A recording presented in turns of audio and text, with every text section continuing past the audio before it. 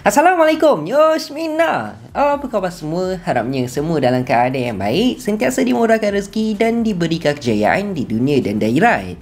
Okey, hari ini kita nak borak pasal teori ataupun fakta menarik berkaitan pasal apa yang telah berlaku dalam manga One Punch Man chapter 173. Yang mana kita dapat tengok tu dalam chapter 173 memang banyak gila info-info yang cukup besar telah pun ditunjukkan dalam chapter yang lepas. Memang di luar jangkaan kita apa yang telah berlaku, sebabnya storyline untuk dalam manga One Punch Man sekarang ni dah tak boleh nak predict tau, disebabkan Yusuke Murata dah start keluarkan banyak gila idea untuk dalam manga One Punch Man. Dia tambah lagi gula dengan garam, lepas tu dia tambah lagi cili nak bagi lagi sedap untuk kita enjoy apa yang berlaku untuk dalam manga One Punch Man. Jadi untuk dalam video kali ni, masuk untuk aku curahkan pula beberapa teori ataupun fakta menarik refer dalam chapter 173 dan apa yang telah berlaku dalam manga One Punch Man. Jadi tanpa melengahkan masa, jomlah kita start sekarang. So first of all, macam apa yang kita tahu, untuk dalam chapter yang lepas kita telah pun direvealkan sebab apa Blast gagal untuk menewaskan Elder Centipede pada 2 tahun yang lepas apabila Sage telah pun membongkarkan satu rahsia yang tak ramai orang tahu,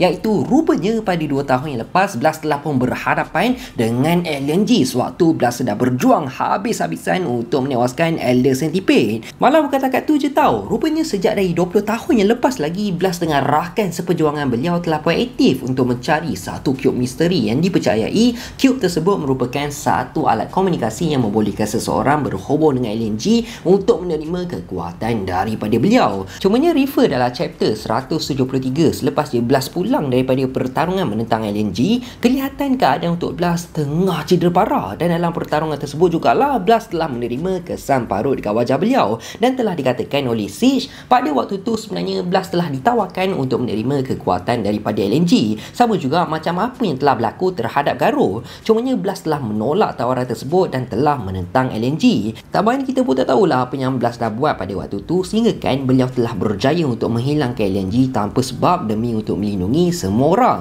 Jadi dekat sini aku ada dua teori tahu apa yang telah berlaku sewaktu Blast menentang Alien G. Yang mana pendapat aku yang pertama, berkemungkinan besar Blast telah pun berjaya untuk sealkan kekuatan Alien G sehingga kan Alien G telah pun hilang selepas daripada pertarungan tersebut akibat beliau telah kehilangan sumber kekuatan yang dia ada. Cumanya kalau kita nak cakap cube misteri itu merupakan satu kotak seal kekuatan Alien G pun, yang tu tak logik juga tau, disebabkan pertarungan di antara Blast menentang Alien G telah pun berlaku pada 2 tahun yang lepas. Tapi cube misteri tersebut telah pun wujud sekian lama lagi dan Blast telah berusaha untuk memastikan cube misteri tersebut tak jatuh dekat tangan orang yang salah sejak 20 tahun yang lepas lagi. Tapi boleh jadi tau, yang mana berkemungkinan sewaktu Blast menentang Alien G pada 2 tahun yang lepas, sebenarnya pada waktu tu kekuatan Alien G masih lagi belum sempurna ataupun beliau masih lagi belum mencapai kekuatan penuh dia. Jadi kiranya sewaktu Blast berhadapan dengan Alien G, berkemungkinan kekuatan Alien G pada waktu tu baru je mencapai 10%.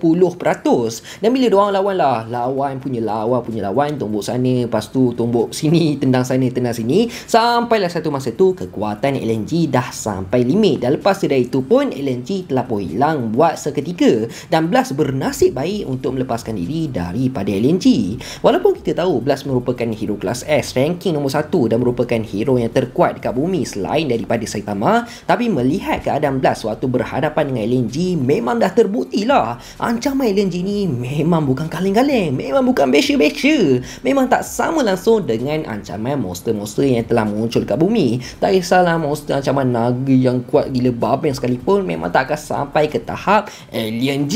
Sebab apa aku cakap berkemungkinan sewaktu Blast berhadapan dengan Alien G tu hanyalah sisa-sisa kekuatan beliau je, bukannya kekuatan penuh Alien G pun. Disebabkan kalau kita refer apa yang telah ditunjukkan dalam chapter 115 redraw punya, kelihatan dekat ukiran purba yang ada dekat dalam perut bumi ada tulis Alien G akan bangkit sepenuhnya dekat bumi apabila beliau telah mendapat korban yang sesuai. Jadi dengan situasi yang telah berlaku sebelum ni, yang mana Alien G telah offerkan kekuatan kepada Homeless Emperor, Garo, Psychos dan juga Tatsumaki, so benda ni dah memang cukup jelas lah yang Alien G sedang berusaha untuk mencari korban yang paling sesuai untuk dia bangkit sepenuhnya dekat dekat bumi dan meriliskan kekuatan sebenar beliau. Selagi LNG tak berjaya untuk mencari korban yang paling sesuai, selagi itulah beliau akan tetap berada dekat dalam perut bulan. Sebabnya kalau korang perasan, ada dua entiti yang berbeza tau sedang berada dekat dalam perut bumi dan juga perut bulan. Cumanya aku yakin sangat LNG yang telah approach beberapa karakter untuk menerima kekuatan daripada beliau sedang berada dekat dalam perut bulan.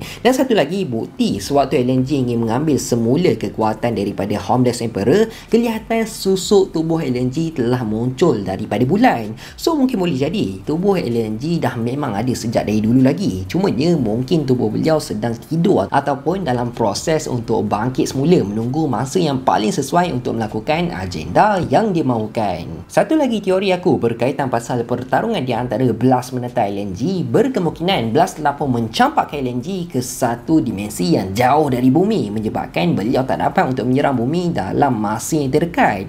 Bagi pendapat aku, selain daripada Blast berjaya untuk silkan kekuatan LNG, mungkin dengan cara beliau telah memindahkan LNG ke satu dimensi yang jauh dari bumi merupakan satu jalan yang terbaik boleh dilakukan oleh Blast bagi untuk mengelak dari ancaman LNG buat sementara waktu. Sebabnya kalau kita tengok perjalanan boros untuk sampai ke bumi pun mengambil masa dalam 20 tahun tau. So boleh jadi dalam tempoh 2 tahun LNG sedang dalam perjalanan untuk sampai ke bumi, dan dalam masa yang sama beliau telah mancurkan beberapa dimensi yang beliau telah lalui. Tapi secara jujur kan, aku lagi prefer tau teori yang pertama daripada teori yang kedua. Sebabnya bagi aku teori yang pertama lebih kuat disebabkan kita dah ada beberapa petunjuk ataupun sumber reference untuk menguatkan lagi teori yang pertama yang aku dah sebut tadi tu. Tapi apa yang aku perasan, interaksi LNG terhadap Blast waktu Blast muncul dalam chapter 139 membuatkan aku bertambah yakin tau, level kekuatan Blast ni memang another level, sehingga kan LNG sendiri mengenali Blast dan dia macam fed up gila tau bila Blast muncul kat sana.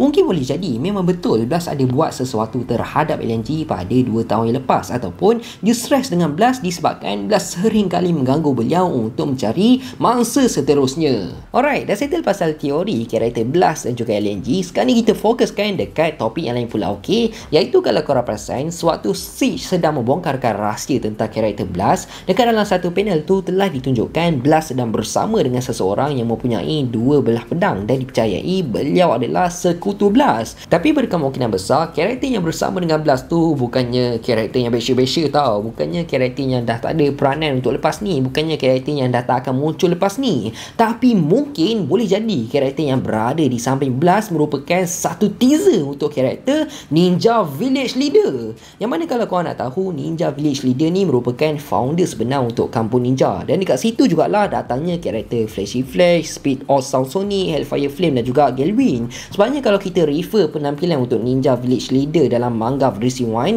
kelihatan beliau mempunyai 2 pedang yang bernama Legendary Demon Blade, seakan sama dengan karakter yang telah muncul dalam chapter sebelum ni. Tambahan beliau juga pernah mencabar untuk berhadapan dengan Blast, tapi malangnya beliau gagal untuk menewaskan Blast dan telah mengalami koma. Cumanya mungkin boleh jadi tau, Yusuke Murata akan buat plot twist sikit untuk karakter Ninja Village Leader, yang mana selepas beliau telah ditewaskan oleh Blast, Blast telah pun merekrut beliau untuk menyertai journey bersama pasukan Blast. Tapi aku dapat rasakan Ninja Village Leader akan kembali tak lama lagi, disebabkan untuk dalam plot akan datang Ninja Village Leader akan menjadi salah satu villain untuk berhadapan dengan Flashy Flash dan juga Speed of Sound Sonic. So tak mustahil lah karakter yang telah muncul dalam chapter 173 tu merupakan satu teaser daripada Yusuke Murata untuk karakter Ninja Village Leader bakal muncul tak lama lagi dalam storyline semasa. Fakta yang terakhir pula, kita pergi dekat dalam meeting para hero.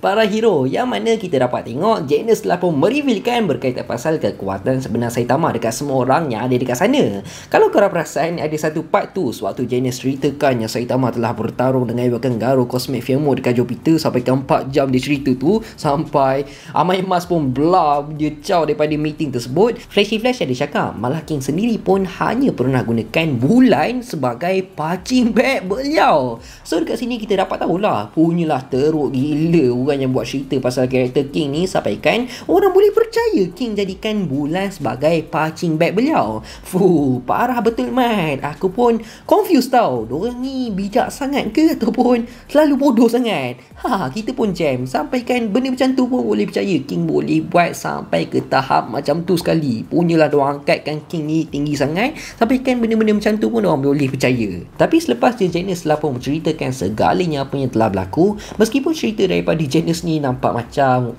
susah nak percaya. Memang susah gila nak percaya apa yang telah dikatakan oleh Janice. Lagi-lagi Saitama tu bukan je hero kelas S kan, dia hanya hero kelas A je. Takkanlah sampai dia mampu untuk bertarung dekat luar angkasa kan. Tapi percaya ataupun tak, walaupun reaksi diorang semua macam tak percaya je dengan cerita Janice, tapi hakikatnya karakter Saitama telah berjaya untuk menarik minat beberapa hero pangkat atasan, antaranya Zombie Man, Flashy Flash, Amai Mas dan juga Metal Knight. Lagi-lagi kalau ikutkan, Flashy Flash dah tahu je kekuatan Saitama ni memang bukan kaleng-kaleng. Cumanya dia masih lagi belum memandang Saitama setinggi macam karakter Blast, disebabkan bagi Flashy Flash, Saitama lacking of skill. Jadi untuk dalam chapter akan datang, dah tentulah karakter-karakter yang dah mula buka mata pasal karakter Saitama akan cuba untuk mendekati Saitama. Dan kalau ikutkan, orang-orang dari Hero Association pun dah tahu je pasal kekuatan Saitama. Cumanya diorang masih lagi sedang menguji dan nak tahu adakah data yang ada berkaitan pasal karakter Saitama betul ataupun sebaliknya. Tapi secara overall dah semakin ramai karakter yang dah tahu, dah mula sedarkan potensi sebenar untuk karakter Saitama sebagai seorang hero. Jadi aku rasa sampai sini je lah kot video kita untuk kali ni. Aku harap korang semua enjoy dan penyampaian aku jelas. Teruskan support Faiz di studio untuk mendapatkan 250,000 subscribers dalam tahun ni. Aku nak minta maaf sangat kalau aku ada buat salah, tersilap cakap, terkasar bahasa. Aku nak minta maaf sangat. Aku hanya manusia biasa, tak lari daripada kesilapan. InsyaAllah kita jumpa dalam next video. Assalamualaikum, bye bye.